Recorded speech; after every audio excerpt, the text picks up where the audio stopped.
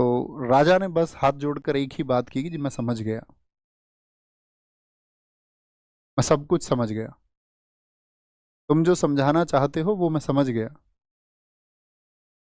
कि शुरुआत में हम सब उत्साही होते हैं, लेकिन मंजिल, क्या हमारा उद्देश्य है हम उसको पाने के लिए अपना सर्वस्व लगाते हैं? क्या आप अपने सिलेक्शन होने के लिए, अध्ययन को करने के लिए अपनी बाकी उन गैर जरूरी चीजों को छोड़ सकते हैं?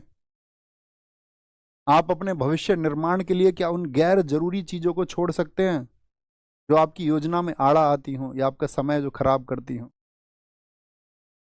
एक विद्यार्थी को कहते हैं अपने समय का पाबंद होना चाहिए, क्योंकि जिनके बारे में तुम सोच रहे हो ना वो इधर उधर कहीं ना कहीं हो जाएंगे। और अगर तुम्हारे बहुत करीबी लोग हैं और तुम ये विश्वास करते हो कि वो किसी भी क्षण तुमसे अलग नहीं होंगे, तो फिर वो तुम्हारे लिए खुश होंगे कि तुम भविष्य के अपने निर्माण की योजना में व्यस्त हो। वो कभी तुमसे दूर नहीं होंगे, जो तुम्हारे सच्चे साथी होंगे वो हमेशा इस बात के लिए आपको प्रेरित करेंगे। और यदि कोई इस बात से दूर होता है तो इसका मतलब है कि उसका हो जाना ही उचित था, या उसका दूर हो जाना ही उचित है। अंततः विजय तो साथी आपको ये अकेले तय करनी होगी। पार्थ, शुरुआत करके मंजिल तक पहुंचने का जो जुनून है वो तुमको बनाए रखना होगा, हर पल बनाए रखना होगा।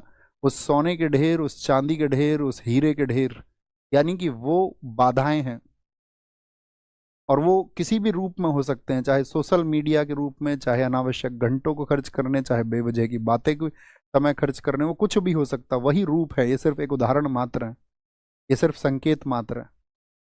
और आप मंजिल तक पहुंचोगे या नहीं, वह भी संकेत मात्र है, ईश्वर के रूप में है वह मंजिल।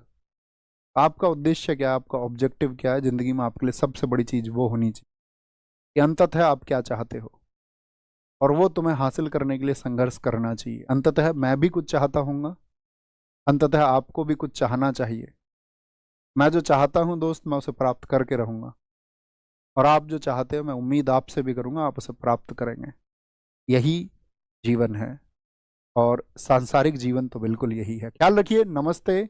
जो मैंने सोचा है इस विचार करना, इस पर 2 शब्द लिखना अपने, आप क्या समझते हैं, होमवर्क लिखना।